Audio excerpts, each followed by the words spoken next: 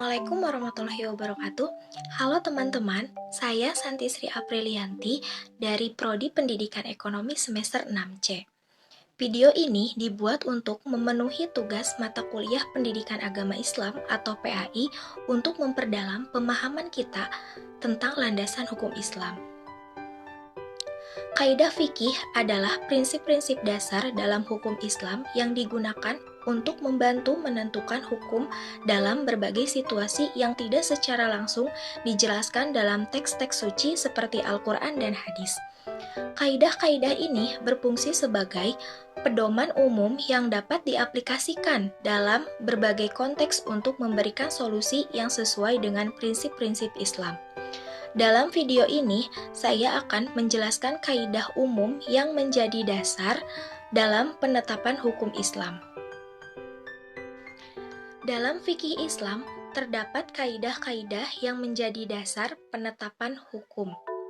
Yang pertama, al-umuru bimaqosidiha, yang artinya segala sesuatu tergantung pada niatnya.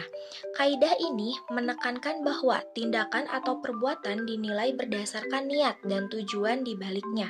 Dalam Islam, niat sangat penting karena menentukan nilai ibadah atau tindakan.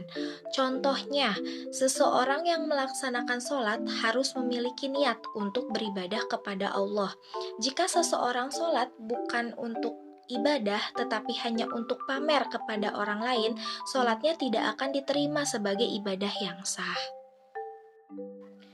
Yang kedua, al-yakinu la yazulu bi al-syak, yang artinya keyakinan tidak bisa dihilangkan oleh keraguan. Kaidah ini menyatakan bahwa apa yang telah diyakini tidak boleh dihilangkan hanya karena adanya keraguan yang belum pasti. Contohnya, jika seseorang telah yakin bahwa ia berwudu dan kemudian merasa ragu apakah wudunya batal atau tidak, maka dia dianggap masih memiliki wudu yang sah. Keraguan tidak membatalkan keyakinan yang sudah ada. Yang ketiga, al-masyaqqah tazlibu al-taisir, yang artinya kesulitan mendatangkan kemudahan.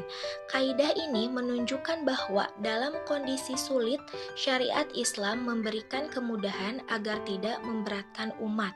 Contohnya, puasa bagi orang yang sakit. Orang yang sakit dan tidak mampu berpuasa di bulan Ramadan diperbolehkan untuk tidak berpuasa. Mereka dapat menggantinya di hari lain ketika mereka sudah sehat, atau jika tidak mampu sama sekali dapat membayar fidyah. Yang keempat, al-dhararu yuzal, yang artinya bahaya harus dihilangkan. Kaidah ini menegaskan bahwa segala bentuk bahaya atau kerusakan harus dihindari atau dihilangkan.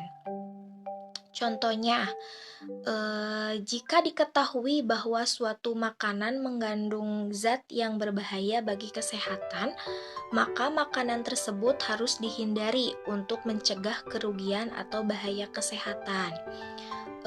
Contoh lain, jika ada kontrak atau perjanjian yang terbukti merugikan salah satu pihak secara tidak adil, maka kontrak tersebut dapat dibatalkan untuk menghindari kerugian atau bahaya.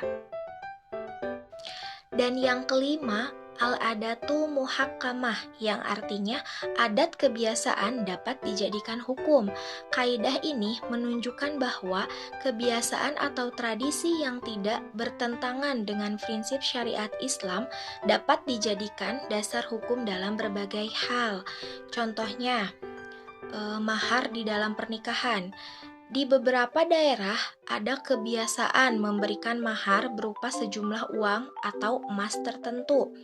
Selama kebiasaan ini tidak bertentangan dengan syariat Islam, maka hal ini dapat diterima dan dijadikan patokan dalam penentuan mahar. Contoh lain dalam pakaian. Cara berpakaian yang dianggap sopan dan pantas dalam suatu budaya dapat diterima selama tidak melanggar batas-batas yang ditetapkan oleh syariat Islam, seperti menutup aurat. Kaidah fikih sangat penting dalam menjaga relevansi hukum Islam di berbagai konteks dan zaman.